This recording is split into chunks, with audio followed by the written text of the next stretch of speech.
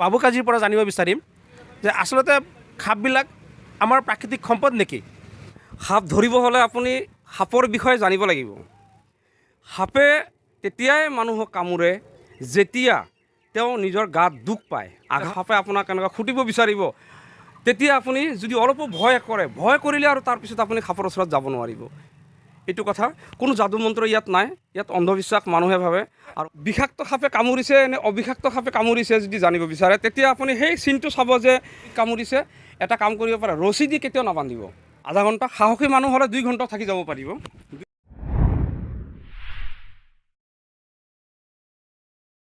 ইতিমধ্যে আপোনালোকে সাপৰ যিবিলাক বিষাক্ত সাপ সেইসমূহৰ বিষয়ে আপোনালোকে অৱগত হৈছে। এতিয়া আন এটা প্ৰশ্ন তেখেতক কৰিছোঁ, আপুনি এতিয়ালৈকে কিমান সাপ ধৰিছে? যিটো সাপ ধৰোঁ, নাম, ক'ৰ পৰা ধৰিছোঁ, কোনটো ঘৰৰ পৰা ধৰিছোঁ, সেই মানুহজনৰ নাম, কোনে মোক ফোন কৰি মাতিছে সেই নাম, সেইবিলাক গোটেই মই এণ্ট্ৰি কৰোঁ। এতিয়ালৈকে মোৰ তাত যিটো এণ্ট্ৰি হৈছে 271ডালমান সাপ মোৰ তাত লিখা আছে, মই লিখি থৈছোঁ।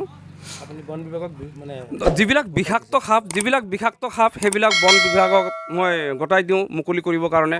আমাৰ সোণাই ৰূপাই অভয়াৰণ্যত মুকলি কৰে। আৰু যিবিলাক অবিষাক্ত সাপ সেইবিলাক মই নিজেই অলপ মানুহৰ ঘৰৰ পৰা আঁতৰত, য'ত অলপ জংঘল আছে, গছ গছনি আছে, খালী মুকলি ঠাই, মই তাতে এৰি দিওঁ। হয়, আপোনালোকে বিভিন্ন সাপৰ বিষয়ে গম পালে। তেখেতক আমি আকৌ প্ৰশ্ন কৰিছোঁ যাতে আমি অকণমান ক্লিয়াৰ হৈ ল'ব পাৰোঁ যে এই সাপ ধৰাৰ যিটো কৌশল, তেখেতে যিকোনো বিষাক্ত সাপ অনায়াসে সহজে ধৰিব পাৰে। তেখেতক আমাৰ প্ৰশ্ন বা তেখেতৰ পৰা আমি জানিব বিচাৰিছোঁ যে এই সাপ ধৰাৰ কৌশল কি, বা সাপৰ ওচৰত গ'লে তো নিশ্চয় সাপে কামুৰিব, বহুতে ভয় কৰে, ইয়াত অন্ধবিশ্বাসো আছে। গতিকে এই ক্ষেত্ৰত অকণমান ক্লিয়াৰ কৰি দিবলৈ তেখেতক আহ্বান জনাইছোঁ। সাপ ধৰিব হ'লে আপুনি সাপৰ বিষয়ে জানিব লাগিব। সাপৰ বিষয়টো আপুনি ভালকৈ পঢ়িব লাগিব, অধ্যয়ন কৰিব লাগিব। যে আপুনি প্ৰথমতে সাপ যদি এতিয়া ধৰিব গৈছে, সাপটো বিষাক্ত নে অবিষাক্ত সেইটো চিনি পাব লাগিব। প্ৰথমতে সাপ চিনিব লাগিব, কোনটো বিষাক্ত কোনটো অবিষাক্ত। ইয়াত কোনো যাদু মন্ত্ৰ, এইবিলাক অন্ধবিশ্বাস। মানুহে কয়, এতিয়াও মোক কয় যে এই হুকডালতে কিবা আছে, হুকডাল আপুনি ওচৰত নিয়ে সাপে একো নকৰে। সাপ এটা এনেকুৱা প্ৰাণী, মই যিটো পাইছোঁ এই 4 বছৰত, মই যিটো সাপৰ বিষয়ে যিটো অধ্যয়ন কৰিছোঁ, যিটো সাপৰ বিষয়ে পাইছোঁ, পৃথিৱীত সাপৰ নিচিনা শান্তশিষ্ট প্ৰাণী একো নাই।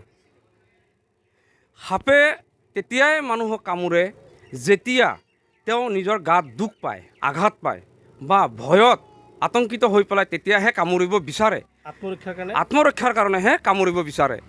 আপুনি যদি থিয় হৈ আছে, সাপ এডাল আহি আছে, আপোনাৰ গাতো উঠি যাব পাৰে, সি একো গম নাপাব, সি আপোনাক নাকামুৰে। যেতিয়ালৈকে তাৰ ভয় নহয়, প্ৰাণৰ ভয় নহয় বা দুখ নাপায়, আঘাত নাপায়। তাৰপিছত কথা হ'ল যে আপুনি সাপ ধৰিব যাব, আটাইতকৈ ডাঙৰ কথাটো হৈ গ'ল আপোনাৰ সাহস। আপোনাৰ যদি সাহস নাথাকে, ভয়টো ঘৰত থৈ যাব লাগিব, সাহস লগত লৈ যাব লাগিব। যদি আপুনি তাত গৈ পেলাই যদি আপুনি তিল পৰিমাণে সাপ চাই পেলাই, সাপৰ যিটো গতি সেইটো চাই পেলাই যদি আপুনি অলপ হ'লেও ভয় কৰিছে, তেনেহ'লে মই ক'ম যে আপুনি সাপৰ ওচৰৰ পৰা গুচি আহক, যিমানে জনা মানুহ হওক। কাৰণ তাতে আপোনাৰ ভুল হৈ যাব পাৰে, তাতে আপোনাৰ যিকোনো ঘটনা ঘটিব পাৰে। আপুনি সাপৰ ওচৰত তেনেকৈ দাঁতি থিয় হ'ব লাগিব, আপুনি সেই বিশ্বাসত থিয় হ'ব লাগিব। আপুনি সেই ভয়টো আপোনাৰ একেবাৰে নিৰ্ভয় হৈ পেলাই, আপুনি ভয় তিল পৰিমাণো আপুনি লগত ৰাখিব নোৱাৰিব। সাপে যদি ফোন উঠাইছে, সাপে আপোনাক কেনেকৈ খুটিব বিচাৰিব, তেতিয়া আপুনি যদি অলপো ভয় কৰে, ভয় কৰিলে আৰু তাৰপিছত আপুনি সাপৰ ওচৰত যাব নোৱাৰিব। এইটো কথা। কোনো যাদু মন্ত্ৰ ইয়াত নাই, ইয়াত অন্ধবিশ্বাস মানুহে ভাবে। আৰু ইয়াত এটা ট্ৰেইনিং আছে, মই 4 বছৰ ধৰি কৰি আছোঁ। মই যদি কিবাকৈ সাপে কাৰোবাক খুটিছে, তেনেহ'লে কোনো জাৰপোক আপোনালোকে নকৰিব, কোনো বেজৰ ওচৰলৈ নাযাব। এইটো ভুল। কোনো বেজে বিষাক্ত সাপে কামোৰাৰ পিছত ভাৰতবৰ্ষত এনেকুৱা কোনো বেজ, এনেকুৱা কোনো ওঝা তান্ত্ৰিক কোনো নাই যে জাৰপোক কৰি পেলাই গাৰ পৰা আপোনাৰ যিটো নেকি সাপৰ বিষ, যিটো আপোনাৰ তেজত মিহলি হৈ যোৱা বিষটো আপোনাক ওলাই দিব। এইটো চায়েন্সে কেতিয়াও নামানে, এইটো কেতিয়াও সম্ভৱ হ'ব নোৱাৰে। বাবুদা, এইবাৰ আমাক জনাওক যে সাপে কামুৰিলে আমি কি কৰিব লাগে? কম যে হাতত যদি কামুৰিছে, আঙুঠি, ব্ৰেচলেট, ঘড়ী, এই ধৰণৰ খাৰু যদি কিবা আছে, সেইখিনি তৎক্ষণাত খুলি দিব লাগে। জোতা খুলি দিব লাগে, টাইট পেণ্ট থাকিলে খুলি দিব লাগে। বিষাক্ত সাপে কামুৰিছে নে অবিষাক্ত সাপে কামুৰিছে যদি জানিব বিচাৰে, তেতিয়া আপুনি সেই চিনটো চাব যে তাত কেনেকুৱা ধৰণৰ চিন আছে। যদি বিষাক্ত সাপে কামুৰিছে, দুটা বিন্দুহে থাকিব, দুটা বিন্দু থাকিব, 1 ইঞ্চিৰ ভিতৰত দুটা বিন্দু থাকিব। দুটা বিন্দু থকা যিটো চিন পাব, সেইটো ভাবি ল'ব, নিশ্চিত হ'ব যে এইটো বিষাক্ত সাপ।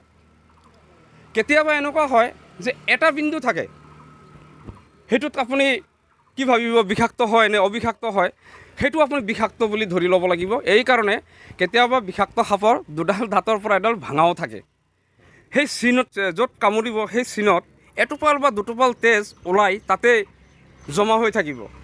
লাহে লাহে আপোনাৰ ফুলিব, লাহে লাহে মূৰ ঘূৰাব। যদি বিষাক্ত সাপে কামুৰিছে, আপুনি কেনেকুৱা এই চিমটমবিলাক যিবিলাক সাপে, বিষাক্ত সাপৰ যিটো চিমটম, মূৰটো ঘূৰাব। আপোনাৰ মোটামুটি 15 মিনিটমান পিছত আপোনাৰ চকু টোপনি আহিব, টোপনি লাগি আছে। আপুনি চকু এনেকৈ নিজে পলক আপোনাৰ নিজে তললৈ নামি আহিব। আপুনি এনেকুৱা চাই থাকিব বিচাৰিব, এনেকৈ জোৰ জবস্তি কৰিব, তথাপিও আপুনি নোৱাৰিব। চকু মানে বন্ধ হৈ যাব বিচাৰিব, টোপনিৰ নিচিনা হ'ব, টোপনিৰ নিচিনা ভাৱ হ'ব। আচ্ছা, আপুনি সেই মানুহজনক যদি সাপে কামুৰিছে, তাক চলা ফিৰা কৰাৰ কাৰণে একেবাৰে নিদিব। তাতে মানুহ আছে, এইটো গম পাব। তাতে মানুহজনক হয় চকীত বহাই থ'ব। যদি ভৰিত কামুৰিছে, এটা কাম কৰিব পাৰে, ৰছী দি কেতিয়াও নাবান্ধিব। ৰছী দি বান্ধিলে কি হয়, তাতো ৰক্ত চলাচলটো বন্ধ হয়। বন্ধ হ'লে আৰু কষ্ট পায় মানুহজনে। তো তাতে গামোচা বা কাপোৰেৰে বান্ধিব লাগে। য'ত কামুৰিছে তাতকৈ 6 ইঞ্চিমান ওপৰত বান্ধিব লাগে। বান্ধাৰ পিছত যিমান সোনকালে পাৰি আমি হস্পিটেলত যাব লাগে। বেজৰ ওচৰততো ভুলেও যাব নালাগে। আজিকালি এণ্টিভেনম প্ৰত্যেক হস্পিটেলতে এভেইলেবল আছে। তেও জাৰপোক কৰিব নালাগে সাপে কামুৰিলে। জাৰপোক কৰিব গ'লে বহুত মানুহ তেনেকুৱা মৃত্যু হৈছে। অসমৰ বাহিৰত UP, বিহাৰ, ৰাজস্থান এইবিলাকত আপোনাৰ যেনেকৈ ভাইপাৰ প্ৰজাতিৰ সাপ আছে, ভাইপাৰ যিবিলাক প্ৰজাতিৰ সাপ আছে, সেইবিলাকত আপোনাৰ হিমটক্সিন পোৱা যায়। হিমটক্সিন সাপৰ বিষ, তাৰ যিটো নেকি চিমটম, লক্ষণ, সেইবিলাক বেলেগ হয়। তাৰপিছত চাইট্ৰটক্সিন আছে, 3 বিধ টক্সিন থাকে আপোনাৰ সাপত, ভাগ। হিমটক্সিন, নিউৰটক্সিন, চাইট্ৰটক্সিন। তো আমি চাইট্ৰটক্সিন আৰু হিমটক্সিনত পৰা নাই, সেইবিলাক সাপ আমাৰ অসমত নাই। আমাৰ অসমত যিবিলাক বিষাক্ত সাপ, গোটেইবিধ হৈ গ'ল আপোনাৰ নিউৰটক্সিন। আৰু নিউৰটক্সিনৰ এণ্টিভেনম আমাৰ ইয়াত এভেইলেবল আছে। এইখিনিতে মানে কিমান সময়ৰ ভিতৰত নিব লাগিব? কাৰণ অসমত যিবিলাক সাপে কামুৰিলে, যিবিলাক সাপ আছে, সেই সাপে কামুৰিলে মানুহ বাচিব, কিন্তু কিমান সময়ত নিব লাগিব, এই কথাটো জনাই দিলে ভাল হ'ব। এইটো মানুহৰ ওপৰত নিৰ্ধাৰিত কৰে যে মানুহজন কিমান সাহসী। এজন বহুত সাহসী মানুহ, যেতিয়া সাপে কামুৰিছে তাত মানুহ গোট খাই যায়, বহুত মানুহ যেতিয়া গোট খাই যায়, বিষাক্ত সাপে কামুৰিছে, নাবাচিব, এইটো হ'ব সেইটো হ'ব, তেতিয়া সেই মানুহজনে ভয় পায়। সেই মানুহজনে যেতিয়া ভয় পোৱাৰ গতিকে কি হয়, তেওঁৰ ব্লাড চাৰ্কুলেশ্যনটো বহুত বাঢ়ি যায়। বাঢ়ি যোৱাত কি হয়, তাৰ যেতিয়া ব্ৰেইনত যেতিয়া ব্লাড উঠি যায়, তেতিয়া তেওঁ ব্ৰেইন এটেক হয়, হাৰ্ট এটেক হয়, এই ধৰণৰ হাৰ্টত ব্লক হৈ যায়, এই ধৰণৰ কথা আহি পৰে।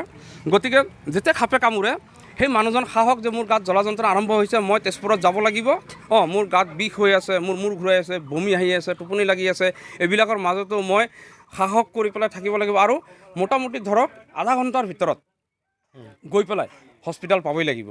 আধা ঘণ্টা, সাহসী মানুহ হ'লে 2 ঘণ্টা থাকি যাব পাৰিব, 2 ঘণ্টাৰ ভিতৰত গ'লেও বাচি যাব।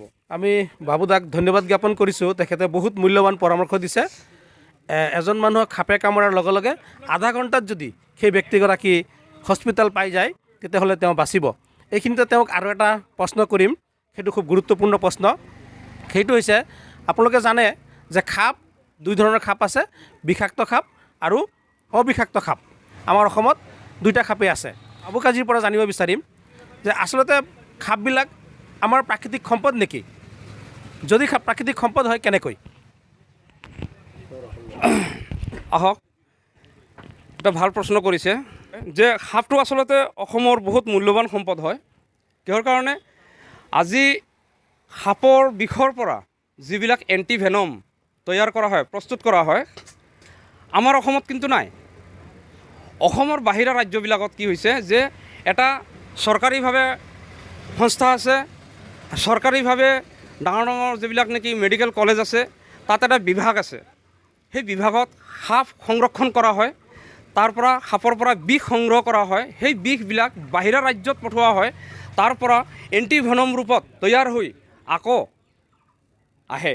তো গতিকে অসমত যদি ইমান বিষাক্ত সাপ আছে, ইমান মূল্যৱান সাপ আছে, তো মই নিশ্চয় এইটো ভাবিম যে যদি ইমান আপোনাৰ সাপৰ বিষৰ পৰা যদি ইমান গুৰুত্বপূৰ্ণ এণ্টিভেনম যদি তৈয়াৰ হয়, যিটো মানুহৰ প্ৰাণ বচাব পাৰে, সাপে কামুৰিলে সাপৰ বিষৰে তৈয়াৰ হোৱা যিটো নেকি এণ্টিভেনম, সেই এণ্টিভেনম নলোৱালৈকে আপুনি অন্য কোনো ঔষধৰ দ্বাৰা প্ৰাণ বচাব নোৱাৰে। গতিকে সেইটো মূল্যৱান। লগতে এইটো মূল্যৱান যে অকল এইটোৱে নহয় যে সাপৰ বিষৰে মানুহৰ প্ৰাণ বচোৱা যায়, মানুহক কামুৰিলে। লগতে বহুত ধৰণৰ এনেকুৱা মেডিচিন আছে, মানুহৰে শৰীৰৰ যিবিলাক নেকি আপোনাৰ ৰাজহাড়ৰ যিবিলাক চিকিৎসা হয়, ৰাজহাড়ৰ যিবিলাক নেকি অসুবিধা, তাৰপিছত আপোনাৰ কেঞ্চাৰৰ এনেকুৱা ধৰণৰো বহুত মই পাইছোঁ। কেঞ্চাৰৰো কিছুমান এনেকুৱা কেম'থেৰাপি আছে যাক নেকি সাপৰ বিষৰ প্ৰয়োজন হয়, বিচ্ছুৰ বিষৰ প্ৰয়োজন হয়। তো এই ধৰণৰ মানে বহুত মূল্যৱান ঔষধ তৈয়াৰ কৰা হয়, যাৰ কাৰণে সাপ মূল্যৱান। অসম চৰকাৰকো মই আহ্বান জনাম, আমাৰো অসমতো তেনেকুৱা মেডিকেল কলেজবিলাকত এনেকুৱা ধৰণৰ প্ৰস্তুতি ল'ব লাগে। অসমত এণ্টিভেনমটো এভেইলেবল হ'ব। সেইকাৰণে মই ভাবোঁ যে সাপটো অসমৰ কাৰণে মূল্যৱান সম্পদ। তেখেতৰ পৰা বহু কথা জানিলোঁ। সাপৰ বিষয়ে পুনৰ এদিন তেখেতৰ লগত আমি কথা পাতিম। আজি তেখেতক ধন্যবাদ জনাইছোঁ।